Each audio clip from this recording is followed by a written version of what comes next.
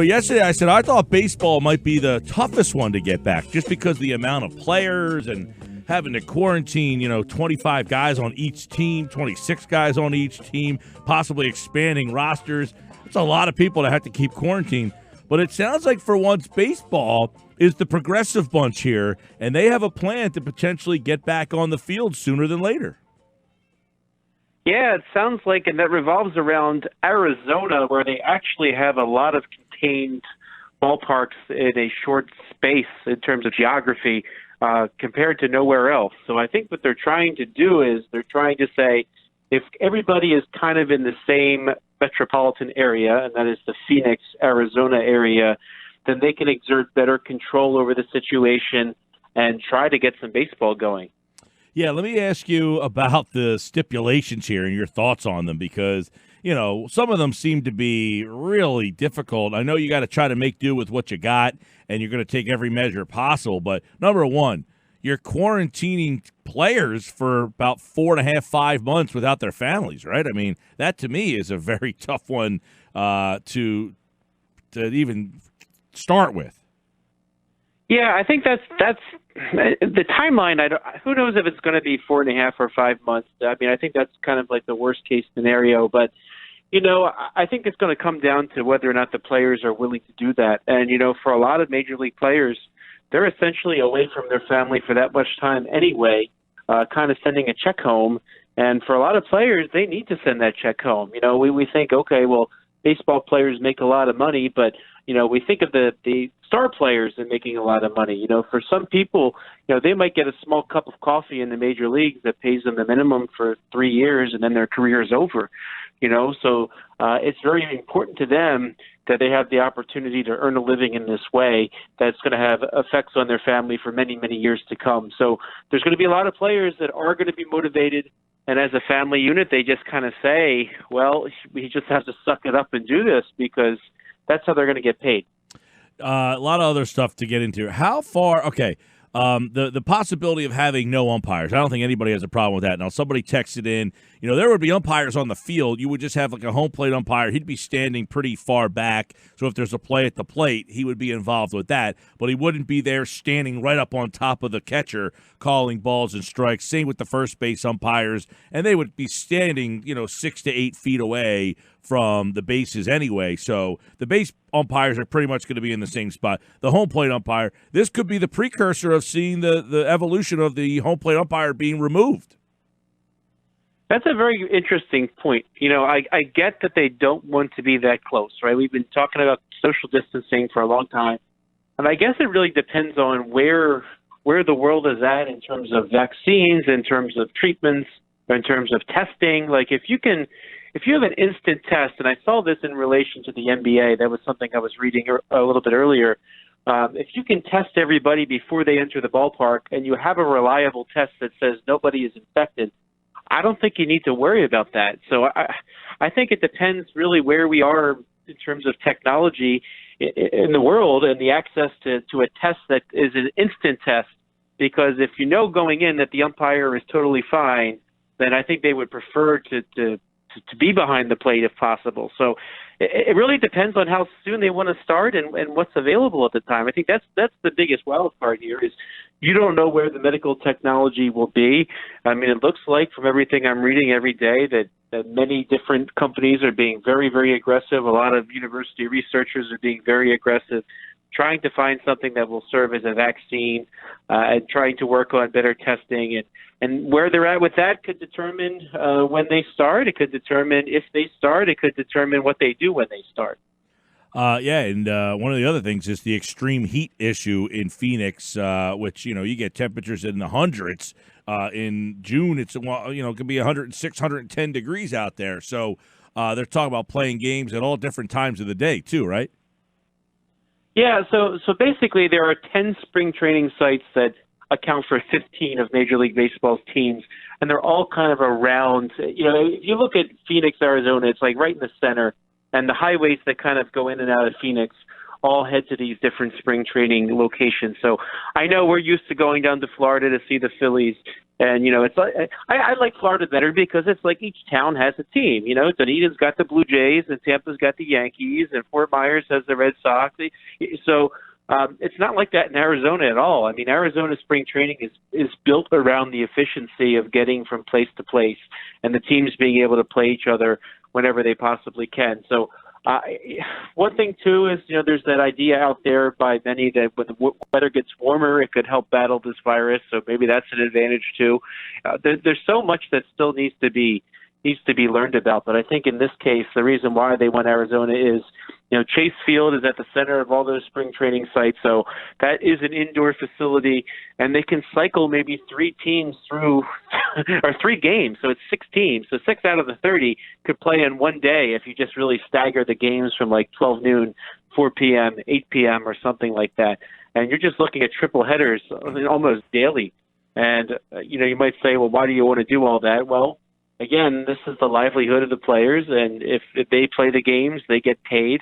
There's something for fans to watch, especially the ones that are still stuck in quarantine. And, I think they would appreciate having something to watch. But I think Arizona is being considered mainly because of having other options, too, which is those spring training sites, which, of course, are outdoor facilities. So it's not going to be wonderful for the teams that are playing in the outdoor facilities, but at least they'll get to cycle through Chase Field a little bit and play as many games as they possibly can squeeze in there. Yeah, and some of the other things, 7-inning doubleheaders, that I guess you would play a lot of these, right? You would play 2 games in a day, but the games, instead of being 9 innings each, they would just be 7 innings each. And I wonder if that would be the precursor of seeing more of those.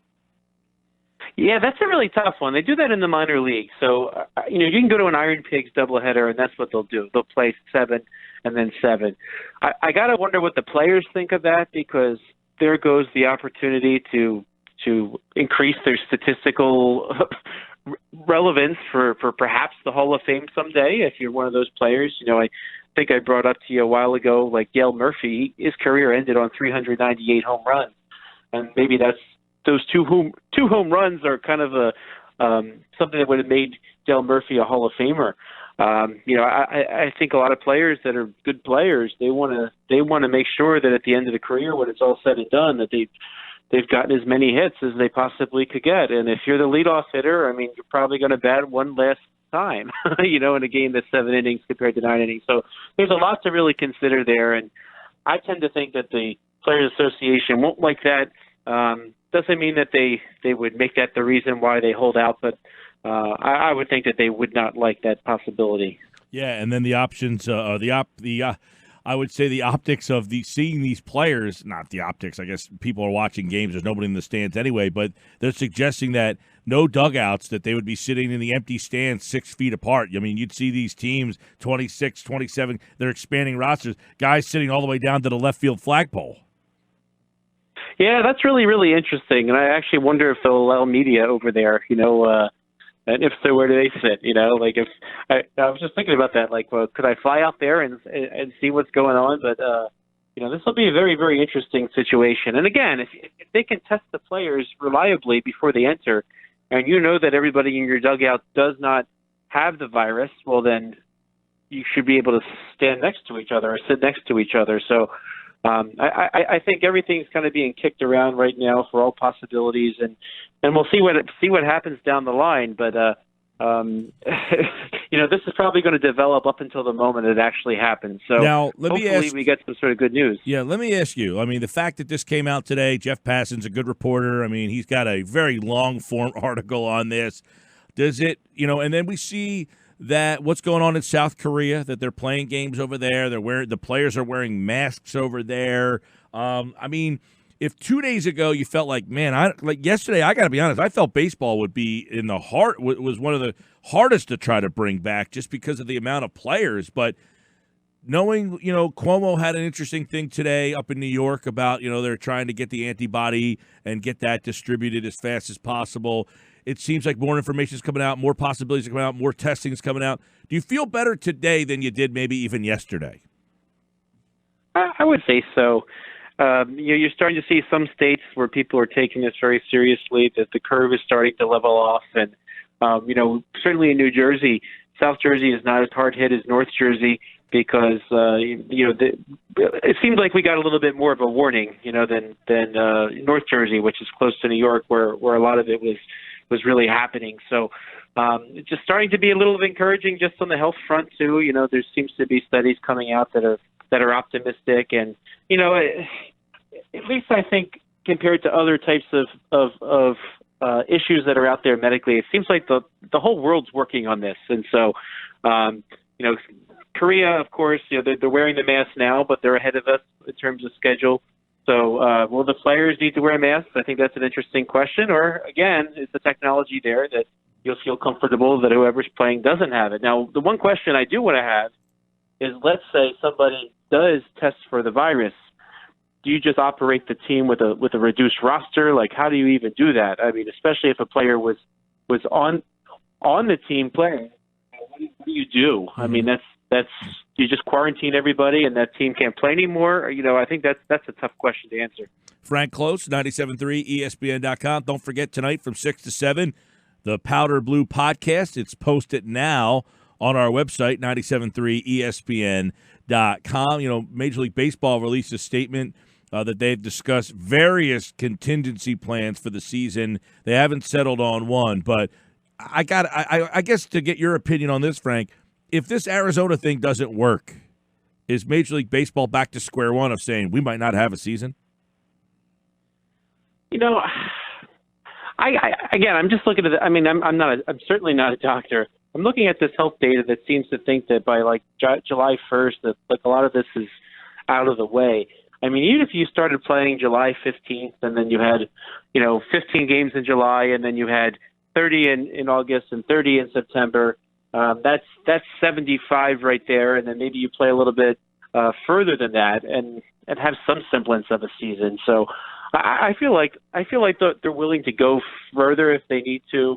I remember we talked before about perhaps a neutral site in a warm weather location like Los Angeles for the World Series, just to avoid playing in Minnesota and 12 degrees if you go all the way to December.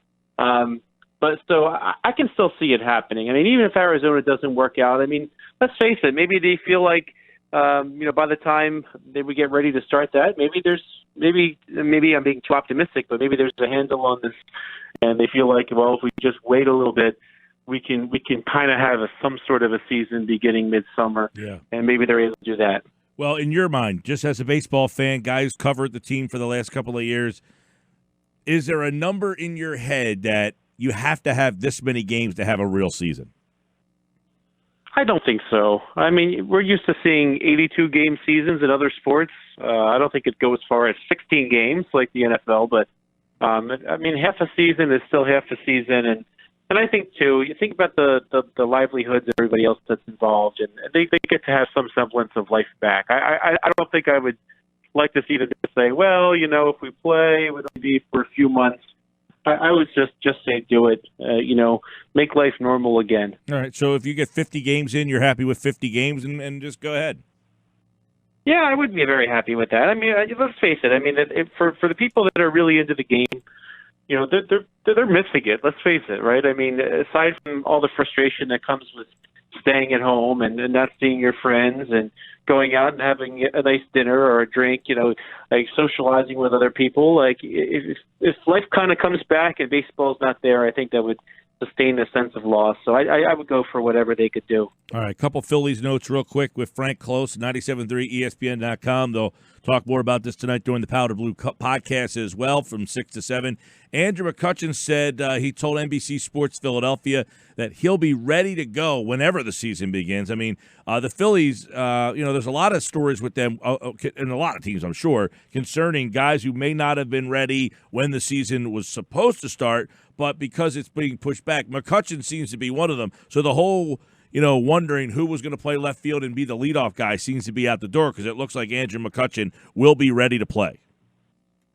And that's good news. And let's face it, though, there'll be a lot of doubleheaders, perhaps, if the season does start, or they'll be at least squeezing a lot of games in with not a lot of days off. So I think that's definitely good news that he's there. And then you have other options as well. So the Phillies still have Jay Bruce, who can play left field, and And maybe McCutchen doesn't try to overdo it because you certainly don't want to risk re-aggravating that knee, which is why he probably was staying out just a little bit longer. But if he can be at 80% to 90% at that point, or maybe once a week somebody else is in left field just to try to keep him healthy, I think that's a real good option. I know tonight during the Powder Blue podcast, one of the things discussed will be the debate of the National League getting the DH. I hate the DH, so I can't wait to listen to this debate and see where this thing kind of takes you guys. Yeah, something that I had a very heavy opinion on it for years, and I'm kind of in the middle right now. They're pulling you to the other side? I don't know that I'm necessarily pulled to the other side, but for me, I feel like it's just inevitable at this point, just because, when people don't, one example I gave is Brett Myers, right? He graduated high school the year I graduated high school. And when he graduated high school, he was first baseman on the days he wasn't pitching. He goes to college, he's first baseman the days he's not pitching. And then now, this day and age, like even in high school and college, the pitcher is not hitting. The pitcher is just focusing on pitching. So now at this point, when you consider the minor leagues all have DHs too, by the time the pitcher gets to the major leagues, they have absolutely no hitting acumen to bring to the major league. So that's why I kind of think it's inevitable. But as we kind of kick it around, I don't necessarily still like it. Well, look, everybody's argument is that they don't like to see the pitcher hit, and it's not. Nobody likes watching the pitcher hit. It's all of the strategy that becomes involved because the pitcher can't hit. That's the whole point. Yeah, I agree with you there, and certainly some of the offensive numbers our baseball historian friend Matt Albertson gave us on the podcast that the offense dip is very big from the American League to the National League. So is the more offense going to get people's interest? That's kind of one of the questions. All right, listen to that tonight. The Powder Blue podcast, 6 to 7, right here on 97.3 ESPN. They will debate the DH, the history of the DH, and some other Phillies conversations as well. That's the Powder Blue podcast. Frank Klose, Hunter Brody, and Matt Albertson, baseball historian, will join them tonight on the pod. So listen to that from 6 to 7 on 97.3 ESPN. All right, Frank, thanks, man. Good to talk to you, Mike. You too, bud. Stay safe. Frank Klose, like all guests, appeared via the Boardwalk Honda Hotline.